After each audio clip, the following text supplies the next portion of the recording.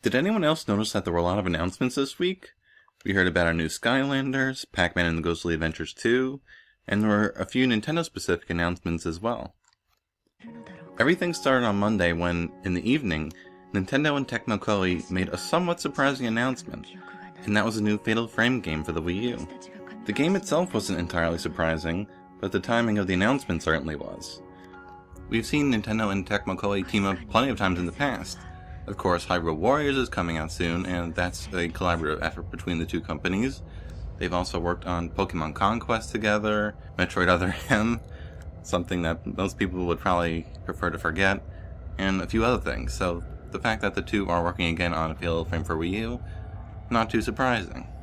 No actual details were shared about the game, and the announcement wasn't made during a major event like a Nintendo Direct or E3. Instead, it just seemed to pop up out of nowhere, and it was a bit odd how we didn't receive any information at all. So what exactly do we know?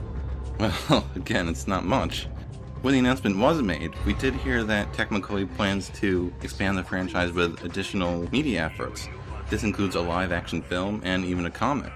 But yeah, in terms of the game, unfortunately you're going to be waiting a while for actual information.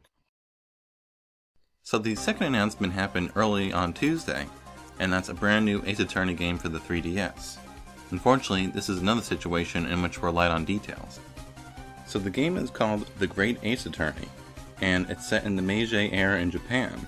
Capcom has said that this is actually the start of a new series in the Ace Attorney franchise, so that's pretty interesting to hear. This is pretty unique. We haven't really seen Capcom mix things up with Ace Attorney, at least in terms of the setting, so again, there's sadly no actual gameplay details, but we're apparently going to be seeing more from the game soon, and as soon as we hear something, we will have it on Nintendo Everything. So the third and final announcement I'm going to talk about today, and I'm really sorry, I'm probably going to butcher the name here. Square Enix on Tuesday, which actually came just right after we heard about The Great Ace Attorney, the company announced Theatrhythm, Final Fantasy Curtain Call, for both North America and Europe. For some reason, people initially thought this news only pertained to North America, but nope, it's coming to Europe as well. I have to say, this was one of the bigger announcements for me this week. I mean, we've been waiting and waiting to see if Square Enix would bring this game to the West, and hey, it finally happened. After 7 months, Theatrhythm Final Fantasy Curtain Call was originally announced for Japan back in September, so this has been a long time coming. For those who played the first Theatrhythm, you probably know what to expect at this point. It's just another really well-made Final Fantasy-based music/rhythm game with RPG-like elements. It's a pretty interesting combination, but for some reason it all works well together. For those of you who don't know what Theatrhythm Final Fantasy Curtain Call is, I will just read this quick overview from Square Enix. Rendered in an adorable miniaturized art style, the title features more than 200 songs and 60 playable characters from throughout the Final Fantasy franchise, including Final Fantasy VII Advent Children and Final Fantasy Tactics, as well as more recently released titles like Lightning Returns, Final Fantasy XIII, and Final Fantasy XIV A Realm Reborn. Players can relive nostalgic moments as they tap their way through key Final Fantasy events, field themes, and battle arrangements. So yeah, it's a really fun rhythm game.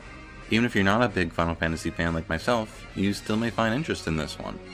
I imagine Square Enix will release a demo at some point, so when that does happen, try it out, and who knows, you may like it. That's about it in terms of Nintendo-specific announcements. It was definitely a great week for gaming in general. Pretty much every platform had some kind of announcement, even the PS Vita, which got Tales of Hearts R for the West.